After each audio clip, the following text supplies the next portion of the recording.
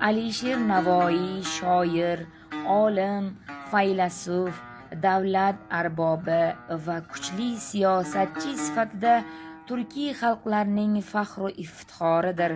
Navoiy turkiy va farsiy tillarda birday mohirlik bilan ijod qilgan, so'z mulkining sultoni deya ulug'langan buyuk mutafakkirdir. Alisher Navoiy 1441-yilda Xurosonning madaniy markazi Hirot shahrida tavallud topgan.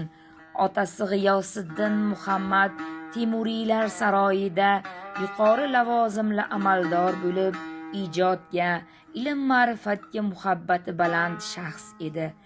Onasi Qobul shahzodalari avlodidan bo'lib, tog'alar Qobuliy va g'aribiylar ham she'riyat bilan shug'ullanganlar. Yosh Alisher mana shunday ijod va ma'rifiy muhitda ulg'aydi. Uning benazir shoir bo'lib yetishining o'z davrining mashhur adiblari, olim fozillari katta ta'sir ko'rsatgan.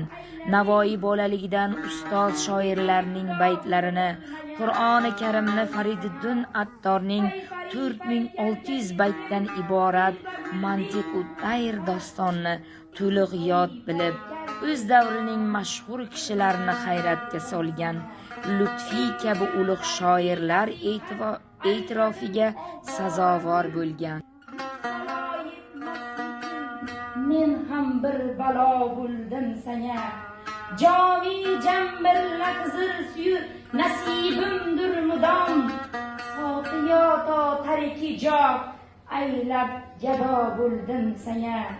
G'ussa changidim Navoiy, topmadim ushoq aro, to Navoiydek asiru benavo bo'ldim sanga.